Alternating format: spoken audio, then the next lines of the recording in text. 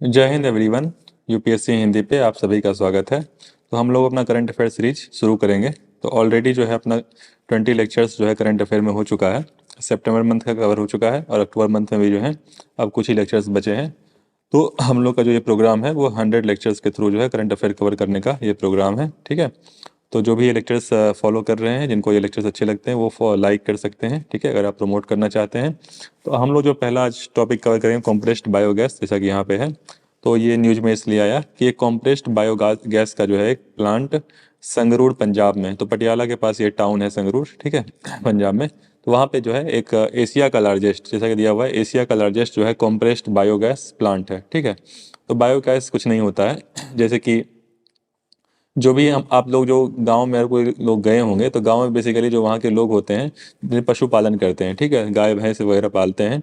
तो उससे पहला तो एक तरीके से क्या होता है, गोबर बहुत ज़्यादा होता है। ठीक है। तो जो गोबर होता है वो काफ़ी ज़्यादा होता है, मतलब जो उनका वेस्ट है एक तरीके से वो काफ़ी ज़्यादा होता है, एनिमल वेस्ट। ठीक है। तो इसके अलावा भी जो है जो भी बायोडिग्रेडेबल मटेरियल हो गए, जैसे मान लें कृषि होती है, तो कृषि में जो होती है तो उसमें काफ़ी ज़्यादा रेसिड्यू रह जाता है। जैसे हर साल जो है अक्टूबर नवंबर के टाइम पे जो दिल्ली वाला एरिया होता है, तो दिल्ली वाले एरिया में जो है काफ़ी ज़्यादा पॉल्यूशन हो जाता है। तो वो जो है रीजन बताते हैं क्या कि आसपास के जो भी स्टेट हैं, जैसे राजस्थान हो गया, यूपी हो गया, हरियाणा हो गया, तो वो सभी स्टबल बर्निंग करते हैं वहाँ पर। मतलब एक बार जो है कटाई करते हैं, जो भी मशीन काटने के लिए यूज होती है, आई थिंक कंबाइन वगैरह जो भी यूज करते हैं काटने के लिए, तो उसके बाद जो है जो भी एक तरीके से बच जाता है उसको जला देते हैं। तो बेसिकली जो है उसका भी एक तरीके से जो है जो भी रेसिड्यू बचता है, एग्रीकल्चरल वेस्ट जो बचता है, तो एग्रीकल्चरल वेस्ट को जो है, और गोबर, इस तरह की जो भी मटेरियल है, एग्रीकल्चरल वेस्ट और भी जो भी वेस्ट है, उनको एक तरीके से बायोडिग्रेडेबल वे में एक तरीके से उनको डिकम्पोज किया जाता है अनएरोबिक कंडीशन में। अनएरोबिक मतलब बिना ऑक्सीजन के जो है उनको डिकम्पोज किया जाता है। तो उनको डिकम्पोज करने के बाद जो गैस बनती है, उनको डिकम्पोज करने के बाद अनएरोबिक मतलब अनएरोबिक कंडीशन में डिकम्पोज करने जो गैस बनती है उसको क्या किया जाता है, उसको एक तरीके से कंप्रेस किया जाता है, प्यूरिफिकेशन किया जाता है। प्यूरिफिकेशन एक तरीके से तरीका है जिसमें जो हाइड्रोजन सल्फाइड है, हाइड्रोजन सल्फाइड H2S और कार्बन डाइऑक्साइड CO2, ठीक है, इसको हटा के जो है प्यूरिफिकेशन एक तरीके से किया जाता है और उसके बाद इसको कंप्रेस करके यूज किया जाता है। तो इसका जो यूज कहाँ हो सकता है, इसका मोबाइल में जनरली हम लोग CNG एक तरीके से देखते होंगे, CNG ऑटोमोबाइल्स होते हैं। इसके अलावा जो कमर्शियल एक तरीके से एरिया है जहाँ पे एनर्जी कैलोरीफिक वैल्यू चूंकि होता है, जैसे कि जो भी कॉम्प्रेस्ड नेचुरल गैस होता है उसको आप जलाइए, उसको जलाइए तो एनर्जी जनरेट होगी, आग लगेगा। ठीक है। जैसे कि हम लोग जो एक तरीके से यूज करते हैं LPG, लिक्विफाइड पेट्रोलियम गैस, वो भी क्या होता है एक तरीके से उसकी भी कैलोरीफिक वैल्यू होती है। एक बार उस ऑक्सीजन के कांटेक्ट में आती है, आप उसके बाद गैस चूल्हा जलाते हैं तो क्या लेते हैं, आग लग जाती है। तो सिमिलरली इसका भी एक तरीके से यूज कर सकेगा, एज ए फ्यूल जो है इसको यूज किया जा सकेगा। तो कॉम्प्रेस्ड बायोगैस के बारे में यहाँ पे चूंकि प्लांट लगाया गया और यहाँ पे यूनियन मिनिस्टर जो है उसको उद्घाटन किए, तो ये न्यूज में आया था। कॉम्प्रेस्ड बायोगैस के मैंने आपके बारे में बताया कि जो भी एग्रीकल्चरल वेस्ट हुआ या एनिमल वेस्ट जो भी हुआ उसको एक तरीके से अनएरोबिक एनवायरनमेंट में जो है उसको डिकम्पोज किया जाता है और वहाँ से गैस जनरेट होता है। तो आपको ये जो दो तीन पॉइंट्स जो फैक्ट्स हैं वो पता होने चाहिए। और एक सतत स्कीम जो है, sustainable alternative towards affordable transportation, ठीक है, तो ये नाम याद रखिएगा। ये जो है ये कॉम्प्रेस्ड बायोगैस से रिलेटेड है, इसी के अंतर्गत जो है ये कॉम्प्रेस्ड बायोगैस जो जनरेशन है ये प्रोग्राम लाया गया है। ठीक है। तो आपको थोड़ा बहुत समझ में आ गया होगा कि भाई ये है क्या। ठीक है। तो जिस जो भी एग्रीकल्चर वेस्ट और एक तरीके से एनिमल वेस्ट है उसको एक तरीके से कन्वर्ट किया जाता है। ठीक। और एक तरीके से जो है ये इसमें जो ये गैस जनरेट होता है इसमें मीथेन कंटेंट बहुत ज़्यादा होता है। मीथेन कंटेंट जो नेचुरल गैस हम लोग होता है जो हम लोग यूज करते हैं CNG वगैरह, कॉम्प्रेस्ड नेचुरल गैस, तो उसमें भी तो मीथेन ही होता है ना, उसमें भी मीथेन ही होता है। तो इसमें भी अराउंड अगर प्योरिफिकेशन ठीक से किया गया है तो इसमें भी अराउंड जो है कॉम्प्रेस्ड बायोगैस में भी अराउंड 90% मीथेन होता है। तो इसको भी कैलोरीफिक वैल्यू काफ़ी ज़्यादा होगी और उसको जो है एक तरीके से एज ए फ्यूल हम लोग यूज कर सकते हैं, चाहे ऑटोमोबाइल में चाहे और कहीं। ठीक है। तो इससे फ़ायदा क्या होने वाला है, इससे फ़ायदा यही होगा कि भाई एक तरीके से रीन्यूएबल एनर्जी है, एनवायरनमेंट फ्रेंडली है, एनवायरनमेंट फ्रेंडली है। ठीक है। एनवायरनमेंट फ्रेंडली है, रीन्यूएबल है एक तरीके से। ठीक। क्योंकि एग्रीकल्चर वेस्ट जो है और ये गोबर जो है ये तो जनरेट होता ही रहेगा ना, अगर हम लोग पशुपालन करेंगे तो ये तो जनरेट होगा ही। तो उसको किस प्रकार से जो है एनर्जी में कन्वर्ट किया जाए, और इसके अलावा एक तरीके से जो है इनकम का सोर्स भी है, तो इनकम का सोर्स भी जो है वो फार्मर्स के पास, तो income source for the farmers. ठीक है। तो ये सारे पॉइंट्स जो है आप ध्यान रख सकते हैं। ठीक। Next is light pollution on migratory bird. जैसा कि आप लोग सुनते हैं हमेशा, जो एक तरीके से air pollution, water pollution, sound pollution, ठीक है, सॉइल पॉल्यूशन, ये सभी तो आप लोग सुनते ही होंगे।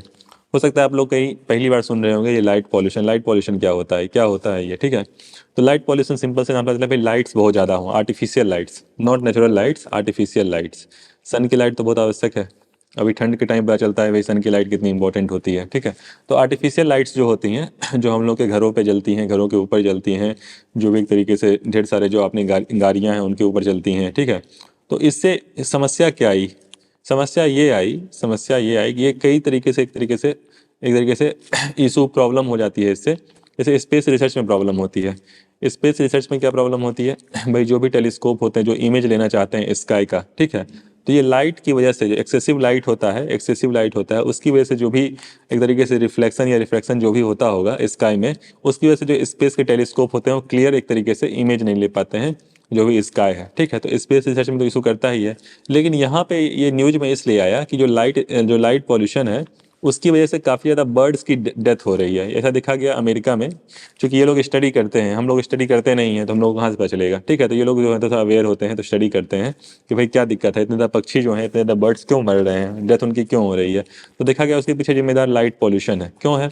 मान लीजिए कोई हाई राइज बिल्डिंग है, ये हाई राइज बिल्डिंग है, जैसा कि आपको देखा होगा अगर बड़े शहरों में आप गए होंगे, यहाँ तक कि आप इंडिया में दिल्ली वगैरह में चले जाइए, एनसीआर में चले जाइए, तो वहाँ पे जो है काफ़ी हाई राइज बिल्डिंग्स आपको देखने को मिल जाएंगी, 30 मंजिल, 35 मंजिल, 25 मंजिल, ठीक है।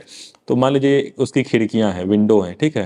तो ये बिल्डिंग है, इसकी खिड़कियाँ हैं, ठीक है। ये बिल्डिंग का मान लीजिए बेसमेंट हो गया, ये खिड़कियाँ हो गई, और मान लीजिए 25 फ्लोर की एक तरीके से ये बिल्डिंग है फॉर एग्जाम्पल, ठीक है। और पक्षी होते हैं जनरली हाइट पे इस तरीके से ये क्या करते हैं, फ्लाई करते हैं। ये मान लीजिए पक्षी हैं, ठीक है, ये फ्लाई कर रहे हैं। तो अब बेसिकली रात के टाइम पे जो होते हैं बेसिकली इनको अंधेरा होता है, ठीक है। अंधेरे से बिल्कुल मान लीजिए खिड़की पे लाइट जल रही है, यहाँ से लाइट आ रही है, यहाँ से लाइट आ रही है, अब बिल्कुल से अंधेरे में एक तरीके से रोशनी आई, तो उनको ऐसा लगेगा भाई ये हमारा जो है रास्ता है, ये जो खिड़की है यहाँ से इनको रोशनी आएगी, तो उनको ऐसा क्या लगेगा भाई ये हमारा रास्ता है यहाँ से सामने गुजरने का। क्योंकि पक्षी जो होते हैं वो किसी न किसी स्पीड से उड़ रहे होंगे ना, उनकी कोई ना कोई एक स्पीड होगी, उस स्पीड से मान लीजिए वो खिड़की से टकराएंगे। खिड़की तो बंद रहती है जनरली, उस खिड़की से टकराएंगे तो क्या होगा, सिंपल सी बात है, वो बहुत ही नाजुक होते हैं, उनकी डेथ हो जाएगी, सिंपल सी बात है, ठीक है। तो ये एक बहुत बड़ा इशू है, उसमें हजारों की संख्या में, ऐसी बात नहीं है, कुछ हजारों की संख्या में जो है पक्षियों की मृत्यु हुई, ऐसा स्टडी किया गया लाइट पॉल्यूशन की वजह से। और इंडिया में भी हाई राइज बिल्डिंग्स का जो कॉन्सेप्ट है, ठीक है, टावर्स कॉन्सेप्ट वो बन ही रहे हैं बड़े बड़े शहरों में, हो सकता है छोटे मोटे शहरों में भी जो है जब डेवलप हो जाए तो वहाँ भी बनना शुरू हो जाए। तो ये जो है एक तरीके से अब क्या कहते हैं बड़ा कंसर्न है, ठीक है। दूसरी बात, जो नॉकटर्नल एनिमल्स होते हैं, काफ़ी एनिमल्स ऐसे होते हैं जो रात को एक तरीके से क्या होते हैं, डायurnal होते हैं, नॉकटर्नल होते हैं। तो रात को जो एक तरीके से वो करते हैं, जागते हैं, रात को इनका वो होता है। अगर उनके ऊपर एक तरीके से बॉडी साइकिल उनके इफेक्ट होगी हो या नहीं, एस्केडियन साइकिल होता है ना, बॉडी साइकिल, जैसे आपको ही जो है कई दिन तक ऐसे रात को जो है लाइट आपकी आंखों, काफ़ी ऐसे लोग होते हैं जिनको लाइट की वजह से नींद नहीं आती है, ऐसे काफ़ी लोग होते हैं ना। तो बेसिकली उनको क्या होता है, उनका एक तरीके से सेट हो गया है कि भाई उनको अंधेरा चाहिए सोने के लिए। तो सिंपल सी बात है, कुछ एनिमल्स जो होते हैं वो रात को सोते हैं, कुछ एनिमल्स रात को जागते हैं, ठीक है।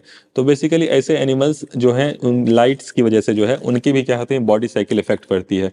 काफ़ी एनिमल्स जिनकी मैटिंग सीजन जो होता है, जैसे रिप्रोडक्शन जो होता है, सेक्सुअल एक्टिविटी, वो बेसिकली वो रात के टाइम करते हैं। तो लाइट्स की वजह से जो होता है उनका ये भी इफेक्ट पड़ता है। तो ये सारी चीज़ें जो हैं एक तरीके से डायरेक्टली इनडायरेक्टली जो है एनिमल्स पे इफेक्ट पड़ रही है। इसके अलावा जो अपना प्लांट स्पीसीज है, मान लीजिए ट्री स्पीसीज है, ठीक है, जो प्लांट स्पीसीज है, ट्री स्पीसीज है, तो इनका जो फोटो पीरियड होता है, जनरली जो फोटोसिंथेसिस होता है जिसके द्वारा ये बेसिकली जनरेट करते हैं, एनर्जी जनरेट करते हैं, ग्लूकोज अपना खाना बनाते हैं और ऑक्सीजन रिलीज करते हैं। तो इनके बेसिकली जो एक तरीके से फोटो पीरियड है, फोटो पीरियड मतलब जो जितने पीरियड के लिए लाइट रिसेप्टर एक तरीके से लाइट जो है वो एब्जॉर्ब करते हैं, उनके फोटो पीरियड पे भी एक तरीके से इफेक्ट पड़ेगा, और फोटोसिंथेसिस प्रोसेस पे भी जो है ये आर्टिफिशियल लाइट्स का इम्पैक्ट पड़ेगा। तो ये सारे पॉइंट्स जो है एक तरीके से आए, ठीक है। और एक तरीके से एस्ट्रोनॉमिकल रिसर्च के बारे में मैंने आपको बता ही दिया कि वो इफेक्ट करते ही हैं। और यहाँ तक कि प्लांट्स के बारे में छोड़िए और एनिमल्स के बारे में छोड़िए, ह्यूमन स्पीसीज, हम और आपके अपने बारे में भी बात कर लें, अपने थोड़ा स्वार्थी बन जाते हैं हम लोग, तो स्वार्थी हैं ही। तो ह्यूमन स्पीसीज की अगर हम लोग बात करें तो हम लोग भले प्लांट के बारे में ना सोचें, हम लोग एनिमल्स के बारे में ना सोचें, हम लोग अपने बारे में भी सोचें, तो लाइट्स का अपने ऊपर भी जो है नेगेटिव इम्पैक्ट पड़ता है। इससे आपकी जो बॉडी साइकिल है, अपने को कब उठना है, अपने को कब जगना है, कब सोना है, अपनी एक बॉडी साइकिल होती है, समझ रहे हैं ना। आप लोग ऐसा देखते होंगे कि भाई रात को एक टाइम होता है जब आपको नींद आती है, बहुत तेज नींद आती है। तो ये बचपन से हम लोग उसी साइकिल में सो रहे होते हैं, उसी साइकिल में जग रहे होते हैं, तो अपनी एक बॉडी साइकिल बन जाती है। किसी को अगर नाइट ड्यूटी करा दी जाए तो सिंपल सी बात है उसको डिजीज होंगे ही, डायबिटीज होगा ही, मतलब अगर नाइट अगर शिफ्ट करा दिया जाए, बिल्कुल से डे शिफ्ट है और उसको रिगुलरसली जो है डेली बेसिस पर नाइट शिफ्ट करा दिया जाए तो दो चार बीमारियां तो उसको पकड़ ही लेंगी। तो ये सारे पॉइंट्स होते हैं, तो ये इन सभी का लाइट का इफेक्ट पड़ेगा और एक तरीके से जो है और सिंपल सी बात है, लाइट अगर बहुत ज़्यादा होती है तो इससे क्या वार्मिंग वार्मिंग इफेक्ट तो इसका है ही, समझ रहे हैं ना। एक तरीके से आप देख लीजिए, अब तो खैर एलईडी लाइट जब से आ गई है, और ये जो अपना जो लाइट आती थी एलईडी बल्ब जो आते हैं, इसमें जो कि पावर कम होते हैं, पहले वाला जो बल्ब 100 वाट का होता था उसमें आपको ध्यान होता होगा, इसको जला दो तो भाई गर्मी शुरू हो जाती थी, ठीक है। तो ये सारे तो पॉइंट्स हैं ही कि वार्मिंग वाला एक इफेक्ट है ही, ठीक। तो ये सारे पॉइंट्स आपको ध्यान रखना चाहिए कि लाइट पॉल्यूशन क्या होता है, और इसी को लेकर चूंकि माइग्रेटरी बर्ड्स काफ़ी ज़्यादा सी संख्या में डेथ हो रही थी, उनको लेकर सेलिब्रेट किया गया वर्ल्ड माइग्रेटरी डे, ठीक। नेक्स्ट नेक्स्ट आइए आप, असिस्टेड नेचुरल रीजनरेशन, ठीक है। तो इसमें कुछ है नहीं, इसमें कुछ नहीं है। कंजर्वेशन एक तरीके से ये है कि भाई किस प्रकार से जो है जो लोग हैं उनको किस प्रकार से एक तरीके से सपोर्ट किया जाए कि एनवायरनमेंट का एक तरीके से क्या करें, वो करें, प्रोटेक्शन करें। इसमें कुछ बताने को नहीं है। Next is Kadavur slender loris sanctuary, ठीक है। अब ये क्या है ये क्या है बेसिकली, ये लॉरिस सेंचुरी है, ठीक है। ये कहाँ पे है, तमिलनाडु में है। सबसे पहली बात आपको ये पता होना चाहिए कि लॉरिस सेंचुरी जो है ये तमिलनाडु में है। सबसे पहली बात तो आपको ये पता होना चाहिए। एक्चुअली इसमें एक पॉइंट जो मुझे बताने के लिए है, जो असिस्टेड नेचुरल रीजनरेशन है, इसमें एक पॉइंट मुझे बताने को है। इसमें जैसे जो फॉरेस्ट जनरेशन की बात की गई है, जो फॉरेस्ट जनरेशन की बात की गई है, उसको लेके मुझे ये है कि भाई किस प्रकार से जो लोकल पीपल हैं, जो लोकल पीपल हैं उनको किस प्रकार से जो है वो हेल्प करें हम लोग, कि वो ट्रीज एक तरीके से वो करें, जो पेड़ पौधे हैं उनका एक तरीके से देखभाल करें। क्योंकि जो एक तरीके से ट्राइबल लोग थे, जो ट्राइबल लोग थे, उन्हीं का ये काम था, उन्हीं का ये काम था कि किस प्रकार से जो है, उन्हीं का ये काम था किस प्रकार से जो ट्रीज हैं उनका देखभाल करना है। ये ट्राइबल लोगों का ध्यान था। तो अब उनको एक तरीके से क्या किया गया, बेसिकली उनको उनके हैबिटाट से निकाल दिया गया, ठीक है। और उसके बाद हम लोग जो है उस जो फॉरेस्ट है उसका एक्सप्लॉयटेशन किए, डिग्रेडेशन किए, ठीक है। तो उससे क्या हुआ, एक लैंड डिग्रेडेशन का इशू आ गया, लैंड डिग्रेडेशन का इशू आ गया। अब लैंड डिग्रेडेशन जब मेरे न्यूज में मेरे ध्यान में जब आता है लैंड डिग्रेडेशन, तो तुरंत मेरा ध्यान जाता है United Nation conference on combat desertification, ठीक है। तो लैंड डिग्रेडेशन आप किसको कहते हैं कि भाई जो भी लैंड है, जो भी भूमि है, उसकी जो प्रोडक्टिविटी है, उसकी एक तरीके से उर्वरा शक्ति है जो भी वो लॉस हो गई है, उसका सॉइल कवर जो ऊपर की एक तरीके से परत थी वो गायब हो गई है, उस पर जो पेड़ पौधे होते थे वो एक तरीके से क्या हो गए हैं, खत्म हो गए हैं, ठीक है। वाटर इरोजन मतलब मान लीजिए बारिश होती है, उसमें जो भी न्यूट्रिएंट्स एक तरीके से पानी में बह जाते हैं, ठीक है। विंड इरोजन है ही, एक तरीके से जो ऊपर की परतें हैं उसको हवा उड़ा ले जाती है, और क्लाइमेट चेंज का एक तरीके से इफेक्ट है ही।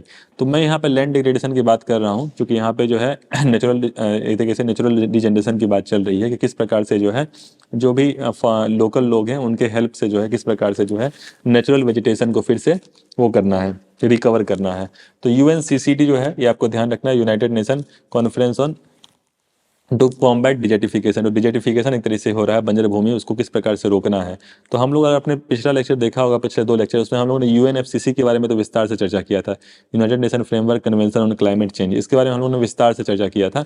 लेकिन यूएनसीसीडी के बारे में हम लोगों ने भी चर्चा नहीं किया है। तो थोड़ा सा मैं बता दूँ कि यूएनसीसीडी जो है इसका भी ओरिजिन जो है वो वही है जो रियो समिट जो हुआ था, एजेंडा 21 1992, ठीक है। तो वहीं से इसका ओरिजिन है, ठीक। तो सबसे पहली पॉइंट आपको ये याद रखना है। इसके अलावा जो है इससे रिलेटेड एक बॉर्न चैलेंज है, बॉर्न चैलेंज, ठीक। तो बॉर्न चैलेंज जो है अगर आपसे डायरेक्टली पूछ दिया जाए एग्जाम में कि भाई ये बॉर्न चैलेंज है क्या, ठीक, तो उसको कंफ्यूज नहीं होना है। बॉर्न मेरे ख्याल से एक सिटी है जर्मनी में, ठीक है, वहाँ पे चैलेंज लिया गया था।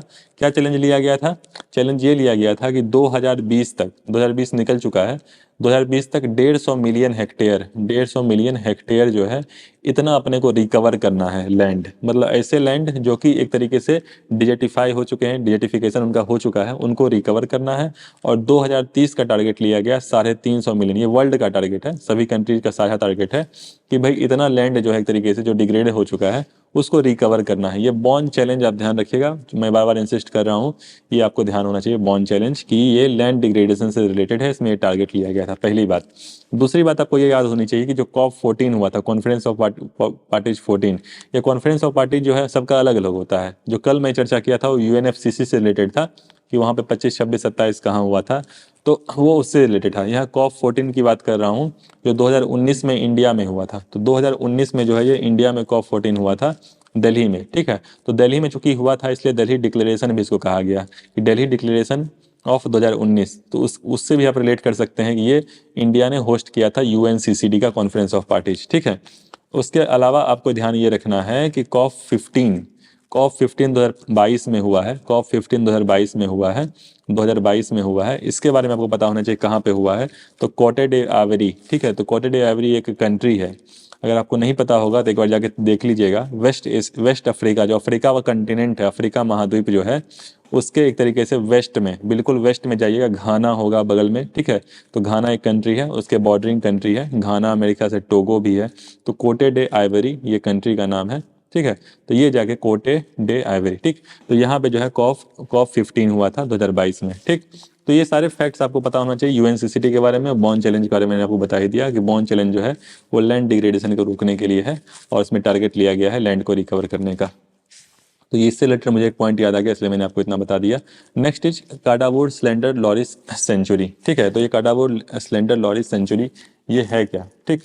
ये बेसिकली ये है जो काडावुड स्लेंडर लॉरिस सेंचुरी है, इसमें बेसिकली ये है कि एक स्लेंडर लॉरिस एक तरीके से स्पीसीज है, समझ रहे हैं ना। स्पीसीज जैसे कि छोटे चूहे की तरह, या उसके सिमिलैरिटी जो एक तरीके से होती है, वो बहुत ही छोटा स्पीसीज होता है। मान लीजिए उसकी जो लेंथ होती है 25 to 30 सेंटीमीटर, तो हम लोग स्केल जो यूज करते हैं, जो इंच यूज करते हैं, इतनी ही इसकी लेंथ होती है। दिखने में थोड़ा सा बंदर की तरह दिखता है, थोड़ा सा मंकी की तरह दिखता है, और थोड़ा सा चूहा की तरह दिखता है, समझ रहे हैं ना।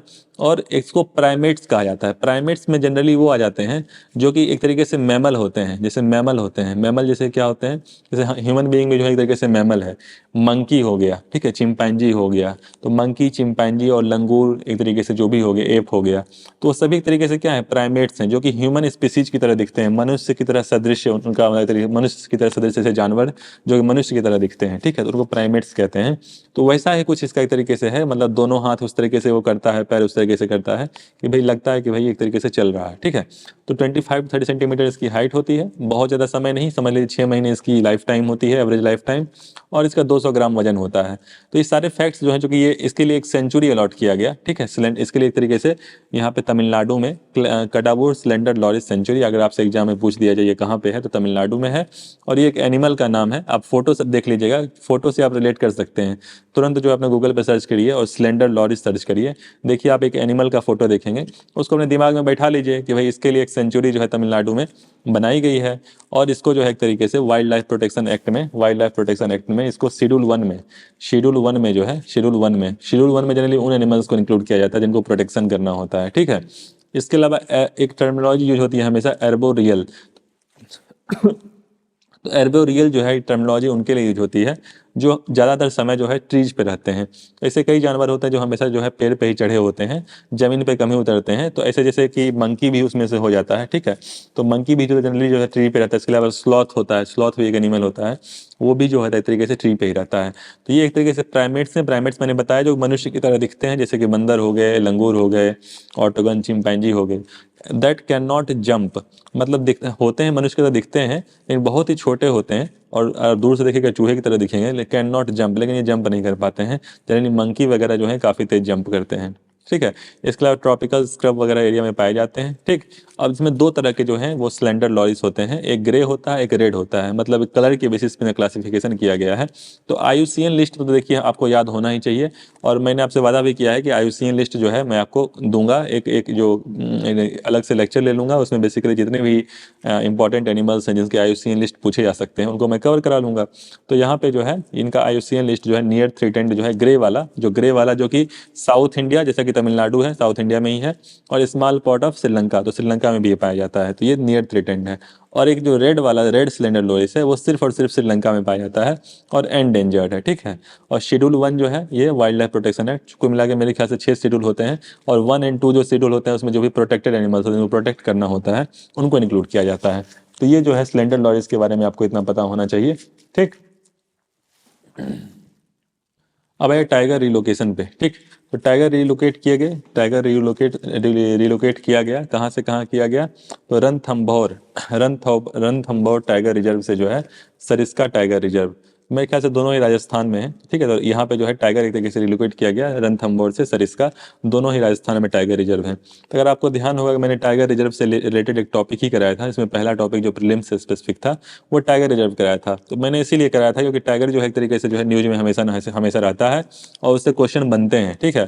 तो सबसे पहले तो आपको जितने भी टाइगर रिजर्व हैं, मेरे ख्याल से अराउंड 54 टाइगर रिजर्व है, ये सारे के सारे टाइगर रिजर्व किस स्टेट में है ये आपको बिल्कुल याद होना चाहिए। अगर आपसे पूछ दिया जाता है अभी सरिस्का टाइगर रिजर्व कहाँ पे है, रणथंभौर कहाँ पे है, या नागार्जुन कहाँ पे है, तो सभी के सभी आपको ध्यान होना चाहिए, ठीक है।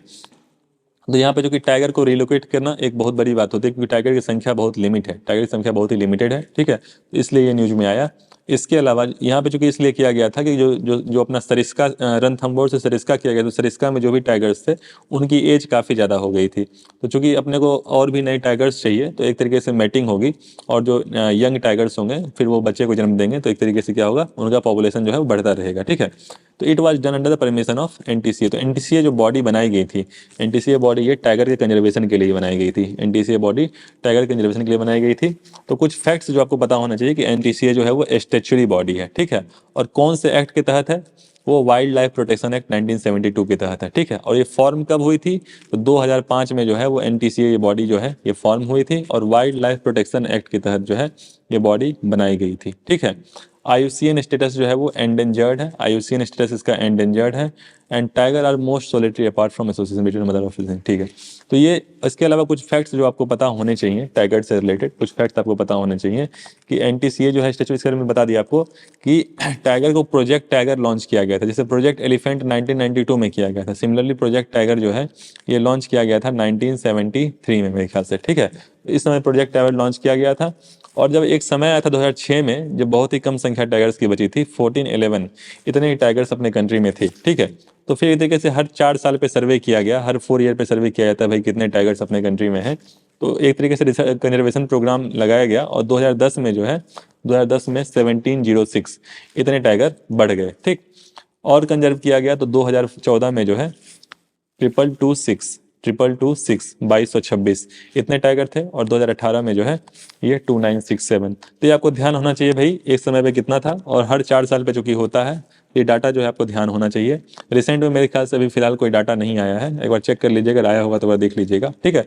तो इतने टाइगर्स जो है हर 4 साल पे सर्वे होता है कि भाई कितने टाइगर अपने देश में है। कुछ कैमरा ट्रैपिंग के थ्रू होता है, कुछ जीपीएस के थ्रू होता है, कुछ पग मार्क्स जो टाइगर के एक तरीके से मार्क्स होते हैं, वो पैरों के जो नुकसान निशान होते हैं उनके थ्रू होता है।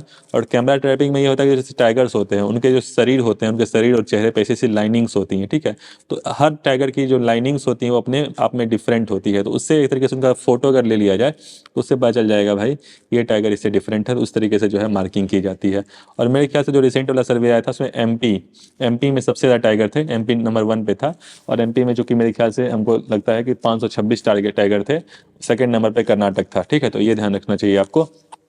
इसके अलावा कुछ फैक्ट्स पता होना चाहिए कि भाई टाइगर जो है कुल मिला के सारे कंट्री में, ऐसे सारे कंट्री में टाइगर नहीं पाया जाता है, जितने भी देश हैं उसमें टाइगर, कुछ 13 रेंज कंट्री ही टाइगर की, कुछ 13 रेंज कंट्रीज ही हैं जिनमें टाइगर एक तरीके से पाया जाता है, ये आपको पता होना चाहिए, ठीक है। तो जनरली जो इंडिया के अराउंड जो भी कंट्रीज हैं, मतलब साउथ एशिया और साउथ ईस्ट एशिया, तो बहुत ही आसान तरीका है इसको याद करने का।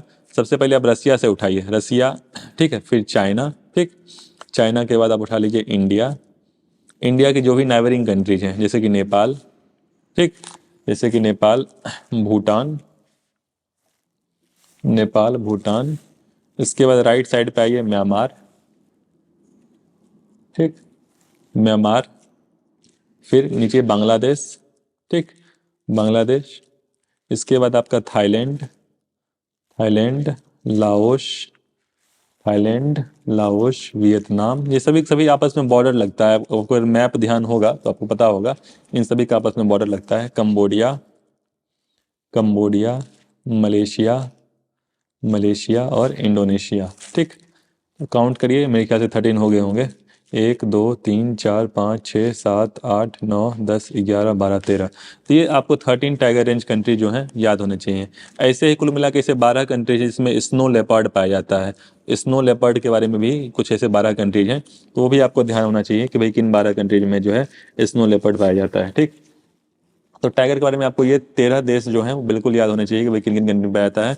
इसके अलावा आईयूसीएन स्टेटस तो पता ही है, इंपॉर्टेंट होता है, तो चूंकि मैं कवर करूंगा फिर भी मैं बता दे रहा हूँ कि एंडेंजर्ड, ठीक है। तो ये इसका आईयूसीएन स्टेटस है टाइगर का, जो कि एंडेंजर्ड है, शेड्यूल 1 में है, ठीक है।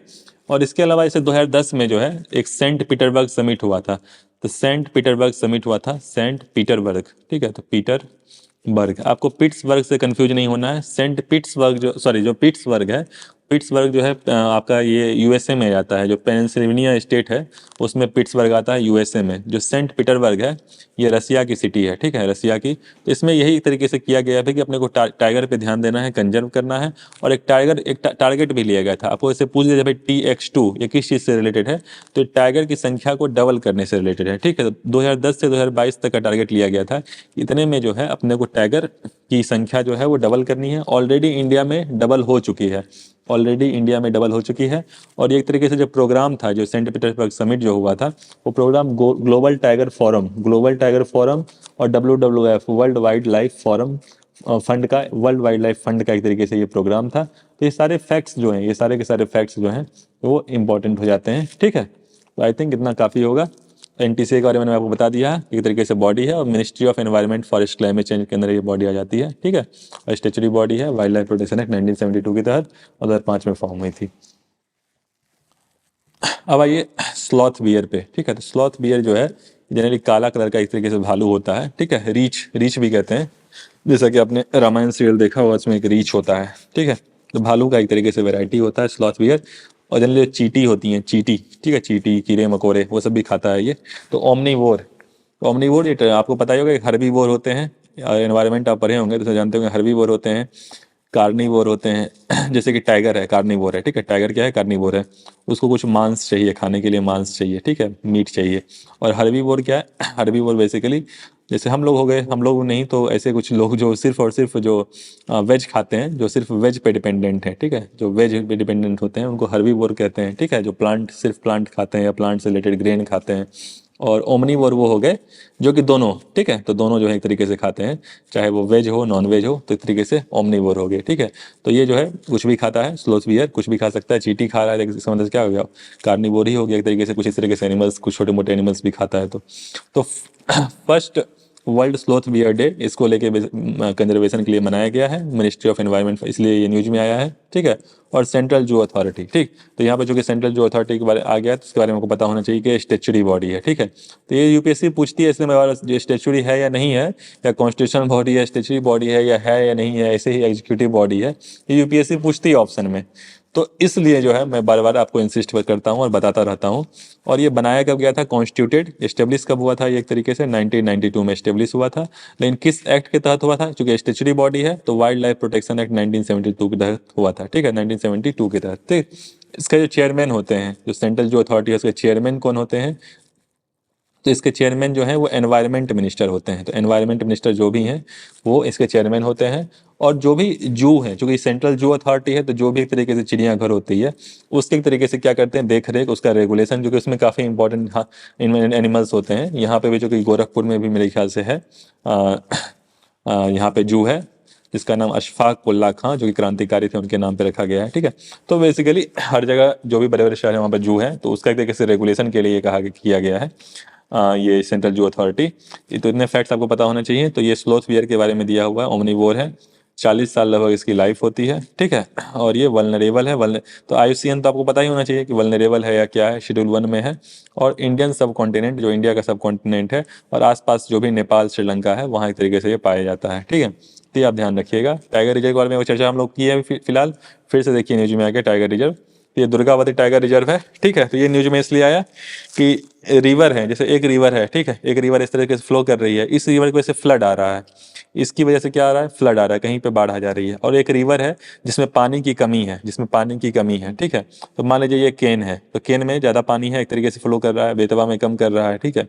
तो ये तरीके से इंटरलिंकिंग प्रोजेक्ट है कि भाई केन के वाटर को बेतवा, तो यूपीएससी आपको फंसा सकती है। यूपीएससी आपको ऑप्शन में दे देगी कि केन बेतवा इंटरलिंकिंग प्रोजेक्ट में बेतवा का पानी जो है वो केन में जा रहा है, ऐसा नहीं है, उल्टा है, ठीक है। केन का पानी जो है वो बेतवा में जा रहा है। तो यूपीएससी इतने छोटे छोटे पॉइंट से आपको फंसा सकती है, ठीक है। तो केन का वाटर जो है वो बेतवा में जा रहा है।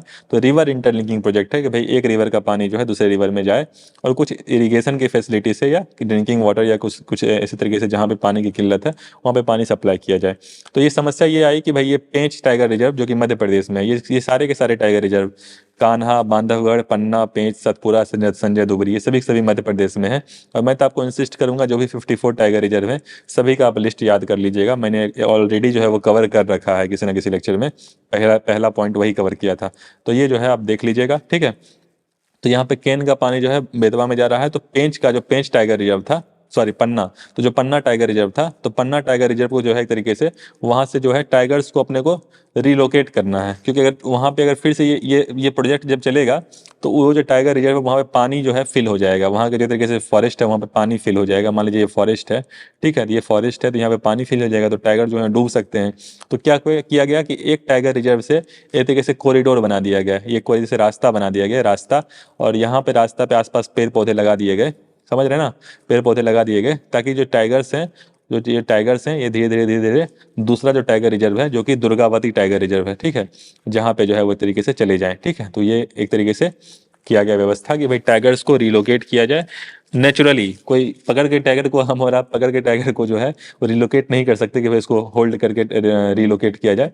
वो नेचुरली अपने रास्ते पे समझदार हैं, जब यहाँ पानी फिल होना शुरू होगा वो समझदार हैं भाई, वो धीमे धीमे चले जाएंगे, ठीक है। तो ये बेसिकली न्यूज में आ गया। तो ये दुर्गावती के बारे में पता होना चाहिए, चूंकि मध्य प्रदेश में ही, सिंपल सी बात है, ये भी होगा। और इसमें जो है ये डिस्ट्रिक्ट नरसिंहपुर, दामोह, सागर डिस्ट्रिक्ट इसमें ये कवर करता है, ठीक। Next is mining in Aravalli, ठीक है। तो अरावली हिल्स जो है, जो अपना वेस्टर्न एक तरीके से इंडिया है, ठीक है। तो राजस्थान हो गया, गुजरात, राजस्थान और हरियाणा, ठीक है, हरियाणा और दिल्ली तक ये एक तरीके से 4 स्टेट को कवर करता है ये हिल। तो ये हिल रेंज है, ठीक है। तो अब यूपीएससी जो है या पीसीएस में क्वेश्चन पूछा सकता है कि भाई हिमालय ज़्यादा पुराना है कि अरावली हिल ज़्यादा पुराना है। तो अरावली हिल जो है वो ज़्यादा पुराना है, काफ़ी पुराना हिल है, ठीक है। तो ओल्डर देन हिमालय, तो अरावली हिल जो है ये ओल्डर देन हिमालय, आपको ये ध्यान रखना है, ओल्डर देन हिमालय, ठीक है, ओल्डर देन हिमालय, ठीक। आपको ये ध्यान रखना है अरावली हिल्स के बारे में।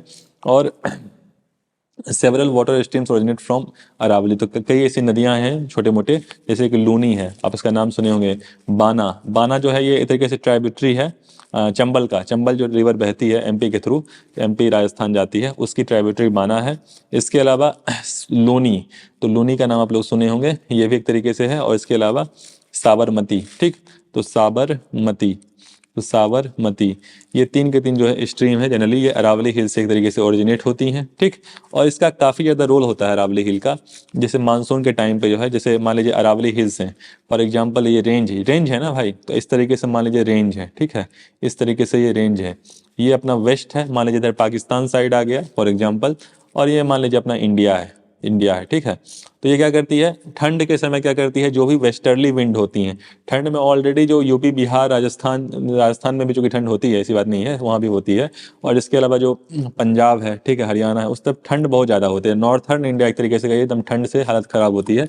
तो जो वेस्टर्ली विंड्स जो कि एक तरीके से ठंडी सेंट्रल एशिया से आ रही है, चाहे मेडिटेरियन सी से आ रही है, बिल्कुल वेस्ट से जो ठंड की वेस्टर्ली विंड, वेस्टर्ली मतलब जो वेस्ट से आ रही है, वेस्टर्ली विंड का मतलब जो वेस्ट से आ रही है, ठीक है। तो जो इनको रोकती है, इनको रोकने का काम करती है, जो ठंडी हवाएं होती हैं उनको रोकने का काम करती हैं, उनको बिल्कुल, जैसे इंडिया का ये नॉर्थर्न पोर्शन है, उनको बिल्कुल नॉर्थ में इस तरीके से शिफ्ट हो जाती है, इस तरीके से वो चाइना चली जाती है, ठीक है, या जम्मू कश्मीर होते हुए चाइना चली जाती है। लेकिन जो गर्मियों के समय जो साउथ वेस्ट मानसून होता है, मान लीजिए ये इंडिया का पोर्शन है, ठीक है, तो साउथ वेस्ट मानसून जो एक तरीके से आता है, इस तरीके से मान लीजिए ये ऐसे आता है और कुछ डाइवर्ट होकर एक तरीके से इधर से होके ये इधर से एंट्री करता है, ठीक है, जो अपना मेघालय होता है, वेस्ट बंगाल, उधर से एंट्री करता है। तो साउथ वेस्ट मानसून को ये इस तरफ ढकेलती है, इंडिया की तरफ ढकेलती है, इधर इधर नहीं जाने देती है, इंडिया की तरफ ढकेलती है। तो जो भी इंडो गैंगेटिक प्लेन है, मतलब यूपी बिहार का जो भी रीजन है, राजस्थान का रीजन है, दिल्ली का रीजन है, वहाँ ठीक ठाक हरियाणा में, पंजाब में बारिश होती है, क्योंकि जो अपनी जो हवाएं हैं साउथ वेस्ट मानसून में, जो भी मानसून क्लाउड है, जो भी बादल है, उसको एक तरीके से बारिश के फॉर्म में जो है उसको कन्वर्ट करने का ये हेल्प करती है, समझ रहे ना। तो उससे यहाँ की नदियाँ जो है उसमें पानी जाता है और जो भी फील्ड है उसमें इरीगेशन हो पाता है, यहाँ पे जो वही है पेड़ पौधे, जो भी एक तरीके से फसल है उसका उपज होता है। इसका ढेर सारा योगदान है अरावली हिल्स का।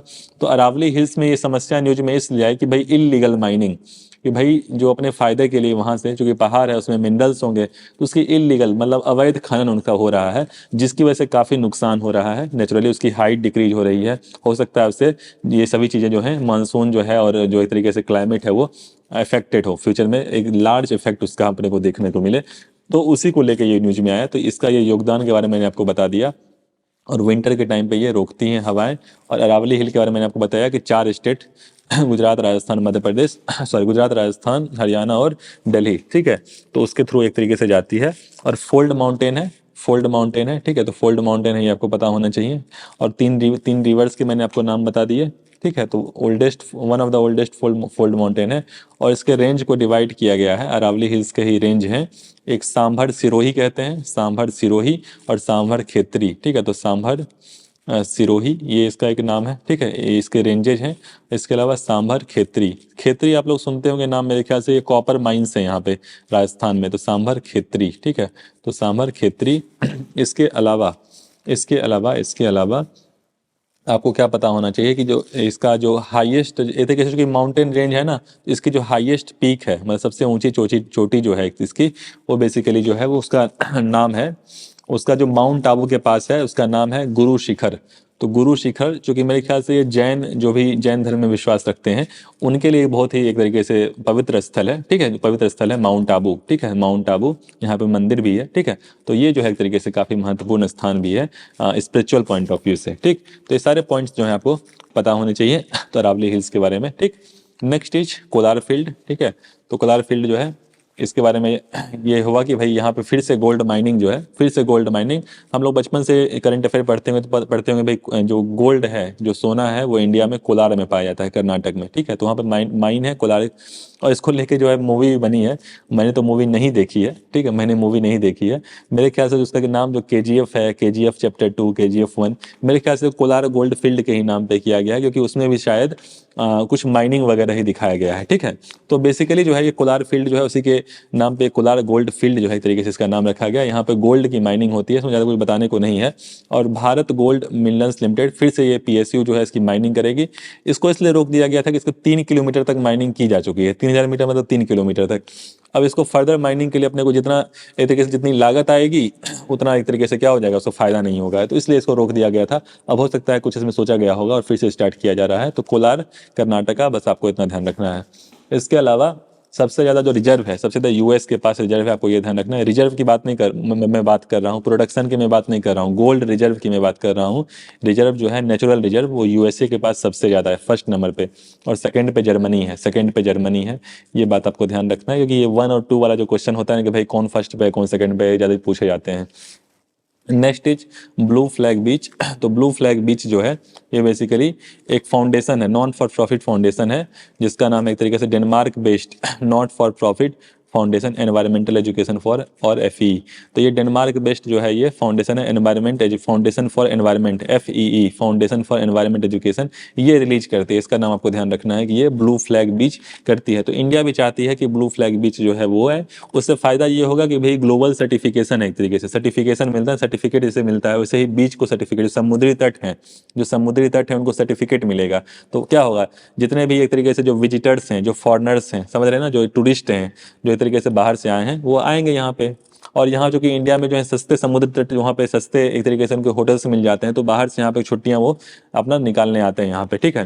तो ये कुल मिला के ऐसे 12 बीच यहाँ पे आप काउंट कर लीजिएगा, कुल मिला के 12 जो है बीच हैं उनको इसमें इंक्लूड किया गया है, ठीक है। तो इनके नाम बिल्कुल याद रख लीजिएगा, इनके नाम जो है आपको ध्यान रखने हैं, भूलने नहीं है।